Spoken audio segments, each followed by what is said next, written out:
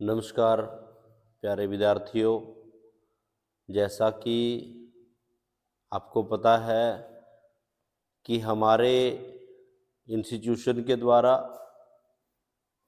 BEd के बच्चों के लिए पार्ट 1 और पार्ट 2 दोनों के लिए सिलेबस, इम्पोर्टेंट क्वेश्चंस बताए जा रहे हैं और इसी श्रृंखला के तहत आज मैं आपको BEd part 2 Kurukshetra university Kurukshetra paper 10th 10वां पेपर का नाम है क्रिएटिंग एन इंक्लूसिव स्कूल, समावेशी स्कूल का सृजन या समावेशी विद्यालय का सृजन। इसके सिलेबस और इम्पोर्टेंट क्वेश्चन के बारे में आज डिस्कस करेंगे। जो क्वेश्चन आपको मैं बताऊंगा, यदि आप उन क्वेश्चन को अच्छे तरीके से तैयार कर लेते हो तो आपका पूरा पेपर कवर हो जाता है। पेपर ये 40 मार्क्स का है, 40 नंबर का थ्योरी पेपर है और 10 नंबर की इंटरनल असेसमेंट है। अब जैसा कि पेपर के नाम से स्पष्ट है, क्रिएटिंग एन इंक्लूसिव स्कूल। अब यहाँ पर इंक्लूसिव जो वर्ड है उस पे मेन फोकस है, यानी समावेशन। अब समावेशन क्या होता है, ये धारणा हमें पहले समझनी पड़ेगी।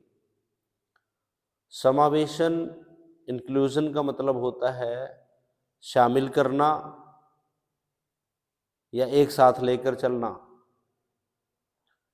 जब हम शिक्षण की बात करते हैं तो एक टीचर की मॉरल ड्यूटी है कि कक्षा के सभी बालकों के साथ एक जैसा व्यवहार करे,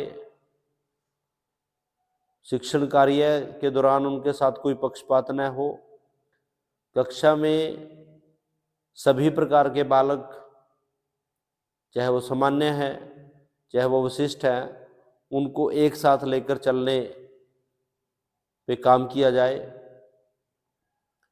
और इसी के तहत ये विषय है कि ऐसे स्कूल की संरचना किस प्रकार की जाए, ऐसे स्कूल की रचना कैसे की जाए जिसमें सभी बालक सामान्य और विशिष्ट एक साथ शिक्षा ग्रहण करें।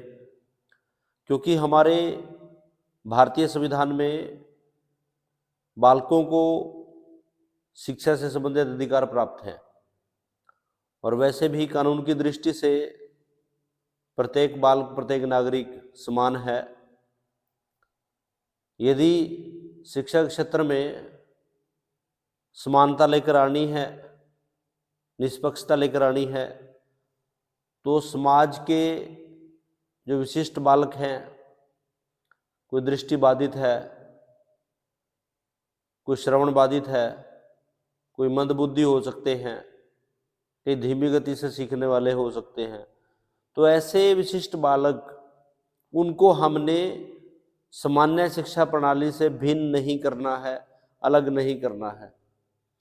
ऐसे बालकों की शिक्षा व्यवस्था सामान्य स्कूल व्यवस्था में लेकर आनी है, यही इंक्लूजन है। विशिष्ट बालकों को सामान्य कक्षा में कक्षा के प्रावधान करना, इसे ही समावेशन या इंक्लूजन कहा जाता है। अब मैं विषय पर आता हूं। आपके इस पेपर में 2 यूनिट्स हैं, यूनिट 1, यूनिट 2।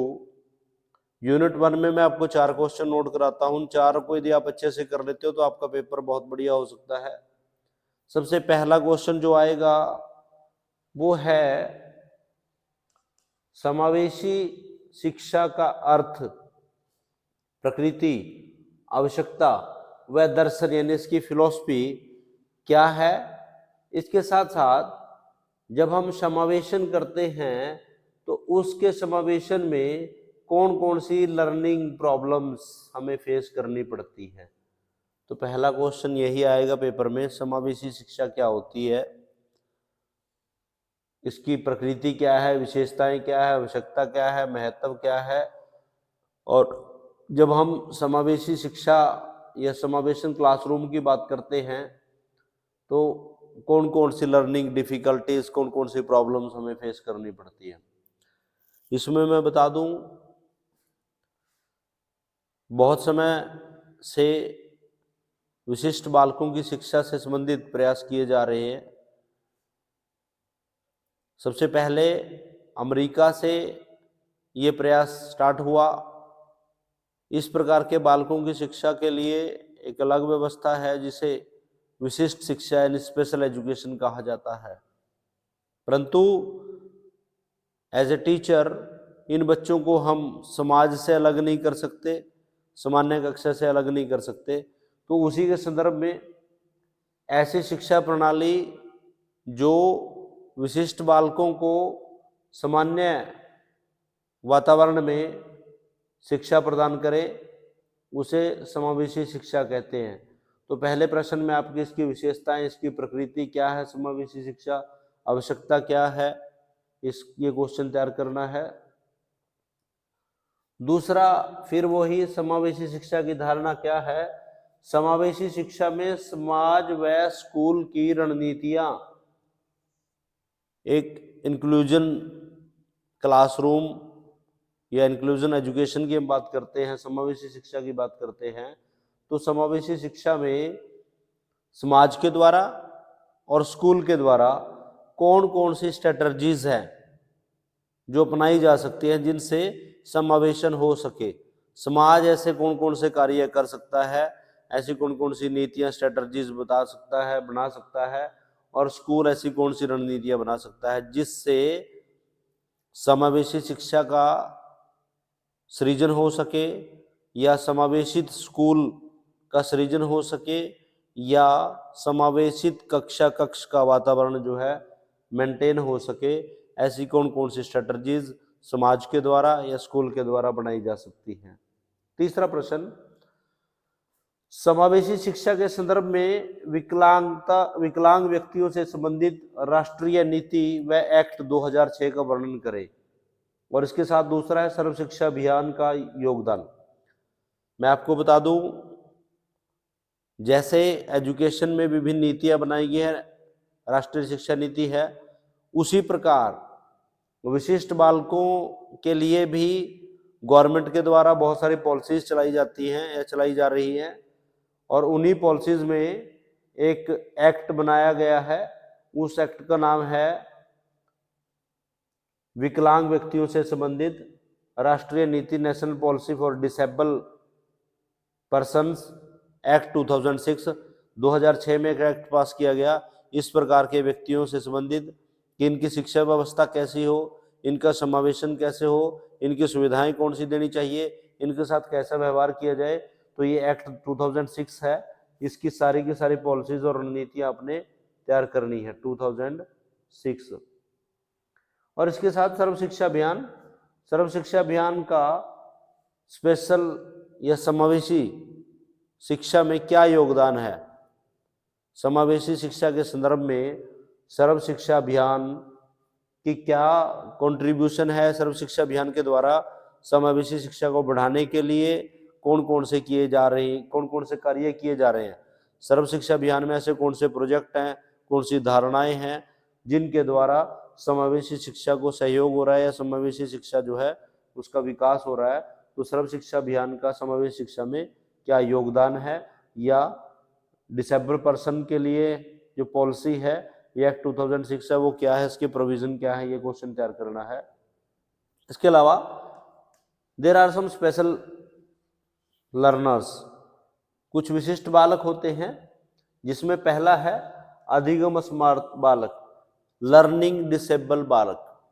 ऐसे बालक जो शारीरिक रूप से स्वस्थ हैं, मानसिक रूप से स्वस्थ हैं, परंतु उनको सीखने से संबंधित विकार हैं, सीखने में समस्याओं का सामना करना पड़ता है। जैसे अध्यापक ने बताया, एक बार को 10 बार बताएगा तो तब जाके कुछ समझ में आएंगे, या धारणाओं को नहीं समझ पाते, भाषाओं को नहीं समझ पाते, या बहुत धीमी गति से सीखते हैं। तो इस प्रकार के बालकों को लर्निंग डिसेबल चाइल्ड कहते हैं, इनकी विशेषताएं क्या है, इनकी पहचान कैसे की जाए और इनके लिए अध्यापक या स्कूल क्या कार्यक्रम अडॉप्ट कर सकता है इनकी शिक्षा के लिए, ये क्वेश्चन बन सकता है।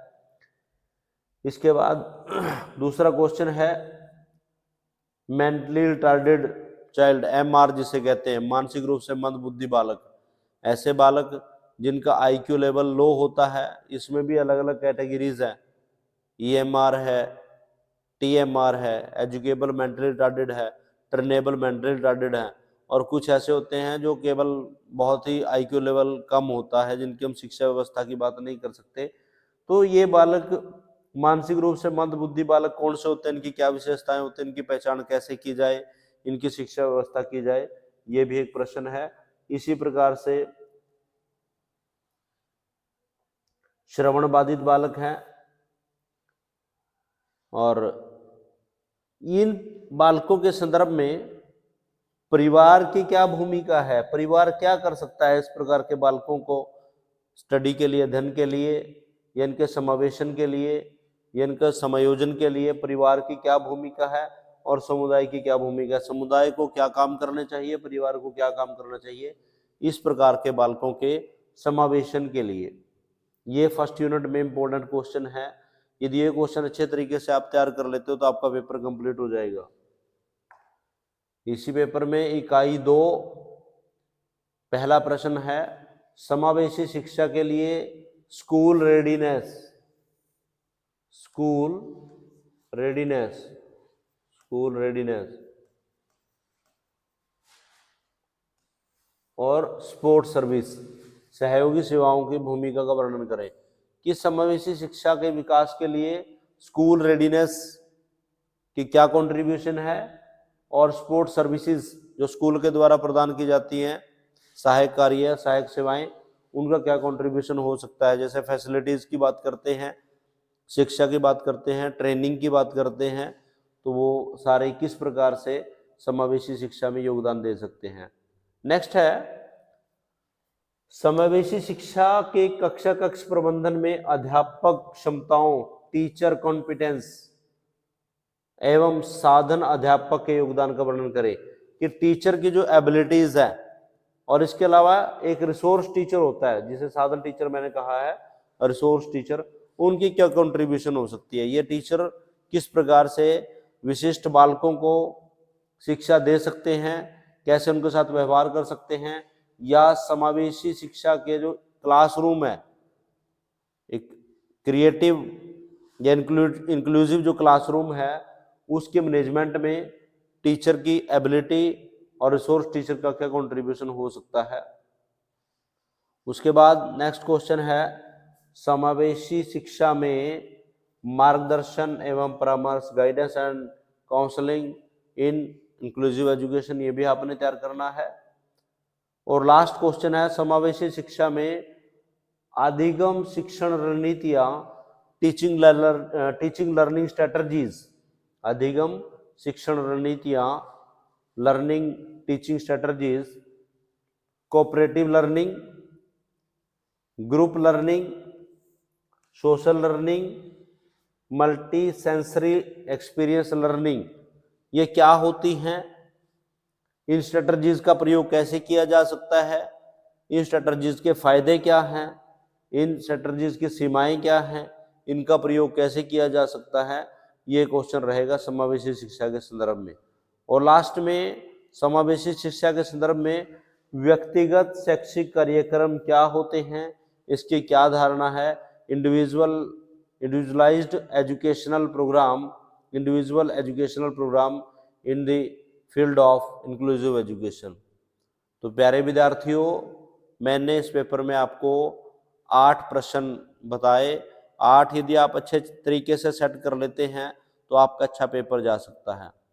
पूरे के पूरे पेपर में आपने एक आउटलाइनिंग समझनी है। पेपर का नाम है क्रिएटिंग एन इंक्लूसिव स्कूल, एक ऐसे स्कूल का सृजन करना, ऐसे स्कूल की रचना करना जिसमें सभी बालकों को एक साथ शिक्षा दी जाए।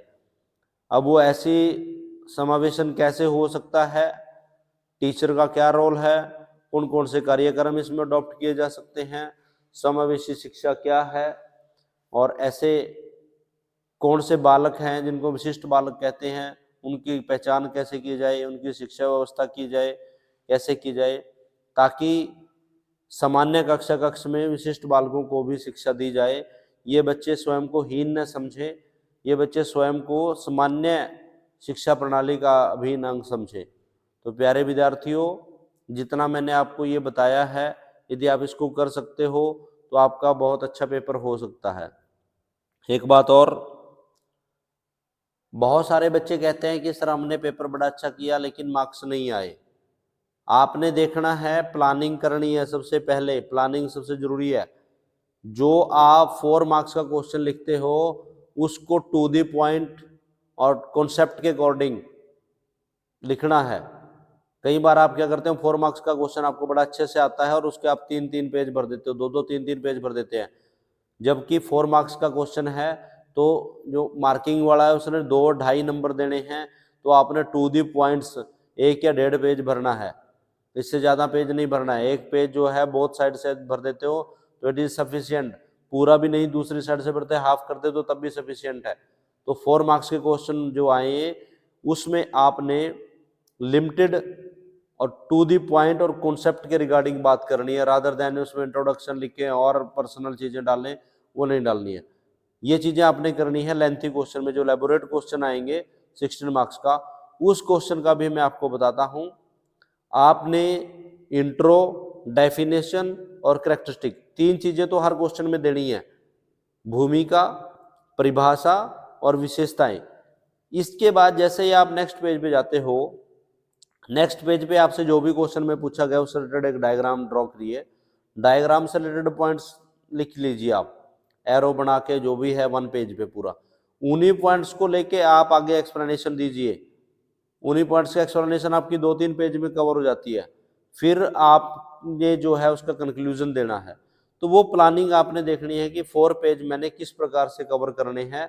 प्लानिंग पहले करनी पड़ेगी, पॉइंट्स पहले नोट कर दो, ताकि आप उसी वे से प्रॉपर स्पेसिंग देके आपका अपना पूरे क्वेश्चन का जो है स्पेस जो है कवर कर लें। तो to the points, maximum points लिखने हैं और डेफिनेशंस डालनी है और कॉन्सेप्ट को क्लियर करना है, तभी आपके अच्छे मार्क्स आ सकते हैं। तो थैंक यू सो मच। आज की वीडियो यहीं पे मैं आपको विराम दूंगा। इसके अलावा यदि आप कुछ और सुधार चाहते हैं तो आप अपने सुजेशन दे सकते हैं, तो उस पर भी हम काम करेंगे, ताकि प्रत्येक बच्चा जो है अच्छे मार्क्स के साथ पास हो। Thank you.